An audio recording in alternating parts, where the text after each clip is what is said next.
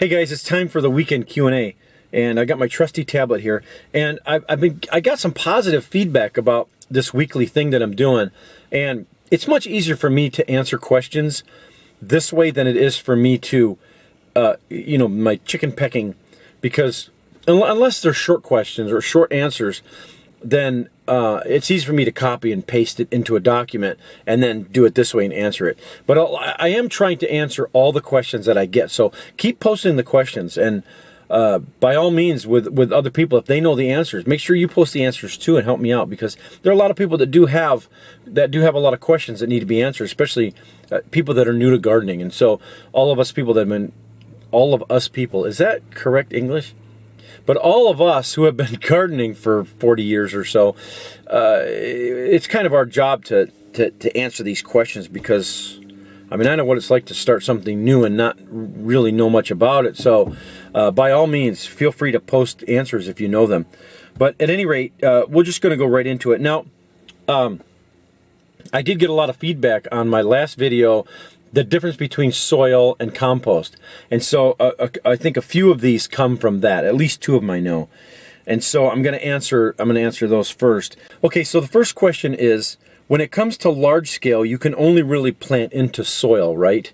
Well, yeah. I mean, the basic answer to that is yes, because farmers don't have these huge 12-acre boxes and then they fill them with compost and then grow in that. So yeah, on the surface the answer would be absolutely, but there's a couple things that are going on. I remember growing up as a kid, I worked on two farms that I remember distinctly what they did when it came time to cultivate new ground. Basically what it is a place they'd never grown before, and it was just crabgrass and regular grass and all kinds of weeds. So what happened with one farmer, he went through and he disked it.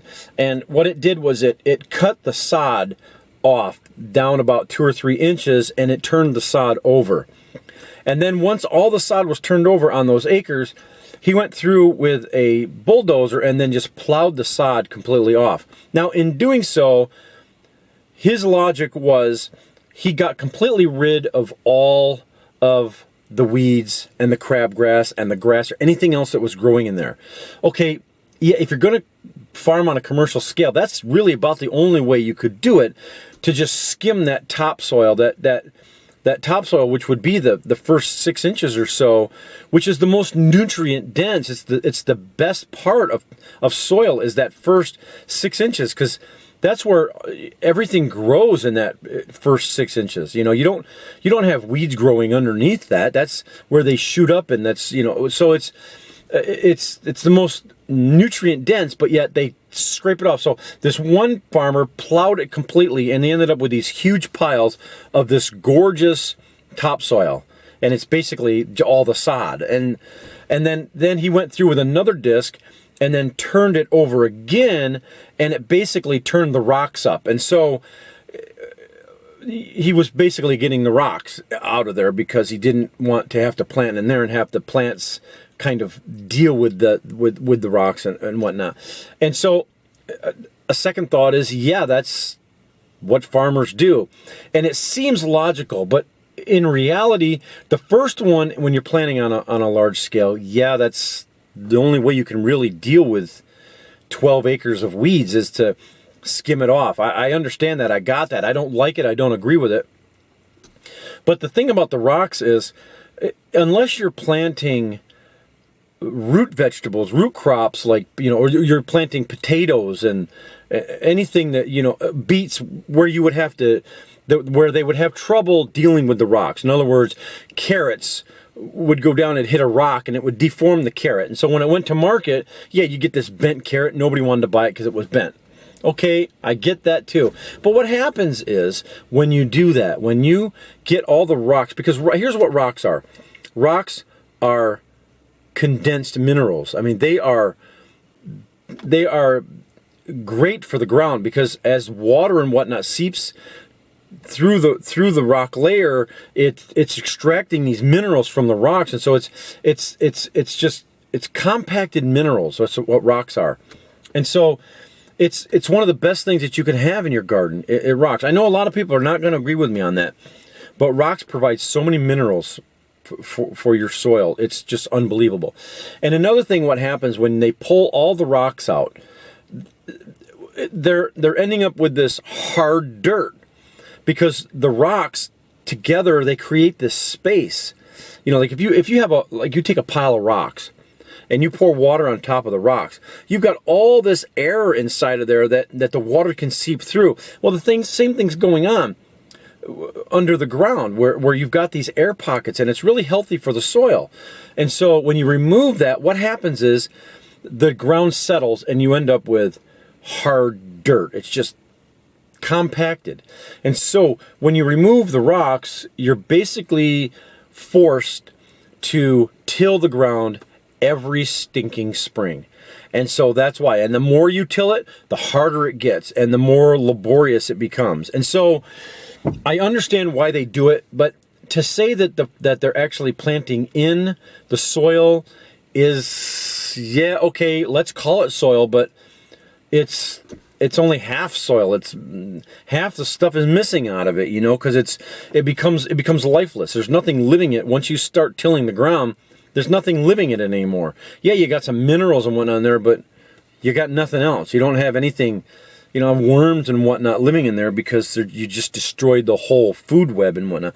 I know that's a long, involved answer, but I had to explain that, because to think that the farmers are planting in soil, yeah, we can argue over that till the cows come home, right? So I guess we can.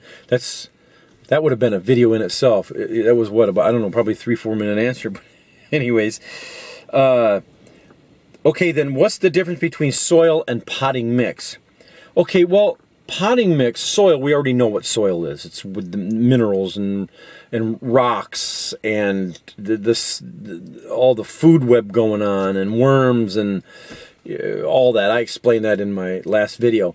But really, with potting soil, they can pretty much call anything potting soil, because they call it potting mix, they call it potting soil. I don't like the term potting soil, because it's not soil. I don't call it soil. So we know what soil is, and that's, unless they're scraping off the first 6 inches or so of land and putting it in a bag, I suppose, you know, that would be called topsoil, and people do sell that, but that's criminal, to scrape off the top few inches of layer and put it in a bag and sell topsoil. That's, to me, that's just criminal too. But as far as potting mix goes,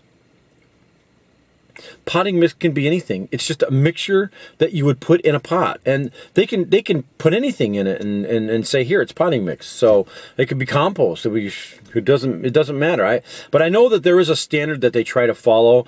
It usually will contain like peat moss and sand, composted wood products, perlite, and you know, even some slow release fertilizer. So every brand has their own version of potting mix, and really it can be anything. It's just not soil, in my opinion. So anyways, the next one, what are pelleted seeds? Okay, pelleted seeds are basically only, well, usually commercial growers will use pelleted seed, and that's because they use these commercial seeders, and not all the seeds are uniform in size and shape. And so what happens is, a lot of times it'll either jam up their seeder, or it'll spit one and it won't spit one the next. So they end up with rows that aren't uniform. And so with pelleted seeds, what they've done is they've coated the seeds with like a biodegradable or dissolving clay, and they're all exactly the same shape and size. And so the commercial feeders will just spit them out regularly, and it doesn't jam them and nothing happens. And so pelleted seeds are nothing that a home grower would buy unless you have one of those hand seeders. And, you know, but why spend the extra money? I mean, it's just, I drop them in. I plant a lot, and I just drop them in the hole. I drop a couple in, and if they come up, they come up. But anyways, next one. Whatever happened to your potatoes in the bucket? I looked for a harvest video and I didn't see one. You know what? That's because I kind of screwed up on that one. To me, it was non-eventful. It grew potatoes, and I had I mean, I had a bunch of potatoes in the bucket, and I didn't even think about it because I basically showed how to grow the potatoes, and I thought it was just boring, and I went and harvested them and thought, okay, well, there's my potatoes, and you know, I should have, and I apologize, I should have done a video on harvesting them. So the next time I grow them in the bucket, I'll make sure that I do show a harvesting video, but I just dumped them out into a wheelbarrow, went through, grabbed my potatoes, and you know, you're always going to get better potatoes when you grow them in the ground, but that's just for people that wanted to grow them in a small space, or if they have a balcony or anything like that. You can grow potatoes in a bucket. It's a piece of cake, and you can do it. So yeah, I apologize for not doing that video. So I'll make sure I'll try to fit one in. The next one, do you fertilize your plants? No, I don't fertilize plants. And well, okay, I think what we have to do is define fertilize, because a lot of people say, well, fertilizing plants, it just means you're just adding nutrients to it. Well, okay, if you want to call it that, then yeah, I fertilize it. But what I do is I spread compost. I put compost on my plants like twice a year. And that compost can consist of already composted material, or it can consist of putting wood chips on the ground and stuff like that would benefit. Like I spread grass clippings around my apple trees and things like that. So as far as buying commercial fertilizers, no, I don't. I just don't think it's necessary. See, my channel is all about independence. So if I'm buying fertilizer, I'm not independent. I'm beholden to, and I'm enslaved to someone else. And I've got everything I need on my property to generate produce for my family. I don't need to go and buy bags of stuff to sprinkle on my plants just because, I don't know, it makes me feel good. So everything that I have in my compost and in my wood chips and things like that have plenty of nutrients for my plants. And my plants, I don't have deficiencies. They don't turn yellow and get all these diseases and whatnot. They're just as healthy as can be. I mean, once in a while you'll get something that, of course, will come along, but for the most part, no, I don't fertilize. I don't buy fertilizer. I guess I think that may be the question is, do I buy fertilizer and sprinkle it on? No, I don't. I don't buy any fertilizer. So, the next one, have you ever tried growing the Carolina Reaper? Yes, I have. I grew it indoors, and it's like the hottest pepper on the planet. And so I grew it indoors, and it produced like 2 or 3. And the reason why is because the grow room that I had it in is like 70. I keep it at 70 to 75 degrees. And I think the Carolina Reaper needs 80, 90 degrees. And they did okay. I didn't save the seeds. It was, you know, nothing to write home about. So they need to be grown outside. So next spring, I may plant them and grow them outside. And let them, you know, when it gets 95, 100 degrees, they're probably going to love it. So, but I did grow it, and so I think I might purchase some seeds. So I got just a few seeds, and I planted those, and I don't have the seeds now. So if anybody wants to send me some seeds, hey, go for it. So let me see. The last question that I have here, because it's getting kind of long. I know you use compost a lot. Are there any disadvantages to it? There's only one disadvantage to using compost, and that is it takes a while to make it. To me, compost is like, it's worth its weight in gold. I use it everywhere. I love the stuff, but you have to wait for it to break down. You don't just throw something in a compost bin or whatever in a bed and then all of a sudden you're using it. It takes a while to make compost, and that's the only disadvantage that I can think of to it. Yeah, I can't think of any others. So anyways, there's the Q&A for this week, and I appreciate all your comments. And yeah, keep posting below, and make sure you go out to the forum and post stuff out there. We got some good people out there.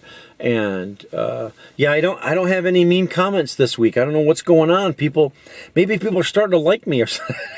Or maybe because I blocked everybody, there's no mean people out there anymore. But anyways, I'm sure there'll be plenty next week. So, all right. Well, there we go, guys. I have a cool video coming up, so make sure you watch. I've got a cross of 2 pepper plants that I wanted to show you guys. And so anyways, keep watching for that in a few days. So, all right, thanks for watching, guys. We'll catch you later.